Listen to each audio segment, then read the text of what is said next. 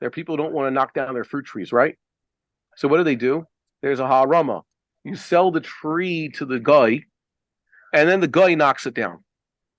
By the way, those haramas by honest poskim are rejected. The only going rejects all sorts of false sales, like heter mechira and selling chametz. People who want to really follow the Gra, what do? They don't believe in these fictitious sales, right? The Gra says if you want to really sell chametz, you have to mean it. It can't be a reversible sale. You have to sell it before time, and you actually sell it like you have a makol and you sell bread. And other haramas like this, there are people who want to neuter their animals, serus. So what do? They sell the animal to the guy. Somehow they have these kombinot that are mentioned at other places. So real posts can reject that. They don't like haramas. Heter iska, by the way, we discussed this earlier this week. Heter iskas. There are many people who don't hold of heter iska unless you're actually engaging in iska. And what the banks do, I remember like Rabbi Soloveitchik told us many years ago. What the banks in Israel do, he doesn't believe that that's halachically correct. Rabbi Bar-Hayim has said that also. And then he mentioned also the land for peace, that there were actually achronim, 20th century poskim who were endorsed the land for peace thing. They had a havamina. So I wanted to tell him that was not a havamina, even if great poskim held of it. It was a ta'uth bidvar mishnah. It was a mamish, a mistake. An objective look at the halacha would have said, like Rabbi Leibowitz himself pointed out when Rav Shechter said this with regards to the minchas chinuch. What? Today, those banks that have hashgacha. Banks with hashgacha, I still don't believe it. They do it because they have to. You're not engaging in iska with the bank. They can do it without hashgacha. I know they can do heter iska, but it's not an iska. Most people who are forced to have a bank account just because they need a bank account, but they're not engaging in an iska that there's a profit being involved. Your savings account is not a business that you're running to make profit, that you could share the profits potentially with the bank that's giving you the money. There's no iska involved, right? Kal v'chomer with buying a house. There's no iska there. Yeah, what's the iska? You buy a house with the bank. But what's the iska? That's only if you intend to sell it.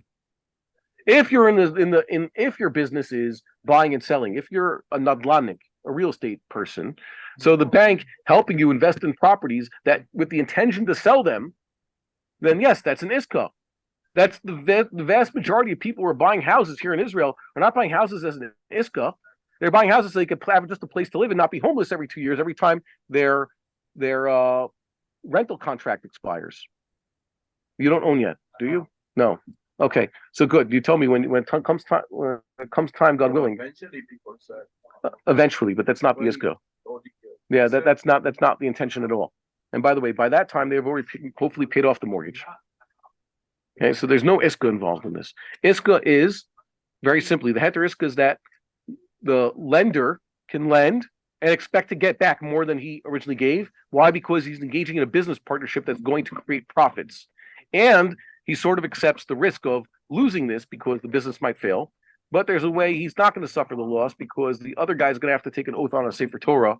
The borrower is going to have to say that there really was a loss, and he might be dissuaded from taking the necessary oath, so then there won't be a loss realized by the lender. Either way, it's not an iska. So the land for peace thing, that was not a havamina. That was a major halachic mistake. That's the type of thing that the Chachamim, if they had been in the Sanhedrin and ruled such a thing, that it would be permissible to do such a thing, such a great mistake, that would have been what we should have done for a par helam davar, for example. When a Sanhedrin rules mistakenly, but the problem is it wouldn't be an isra chatos. So there wouldn't be a par helam davar for such a thing. But the point is, this is the type of thing that has to be avoided. And not only that, those who ruled that land for peace was technically mutter, mistakenly, refused to listen to those who are pointing out that it's explicitly against halacha. Okay, so Rabbi Avi Grossman and Rabbi Soloveitchik felt, yeah, for a while, yes. And that, he said everyone say, "Oh, no, you said it's a mistake." Eventually, I'm saying, but he admitted it was a mistake. Eventually, the point was it wasn't a havamina; it was a major mistake. A havamina means, saying perhaps there's what there. There was nothing there. It was wishful thinking. It makes no sense. Rabbi Yosef Tov Soloveitchik.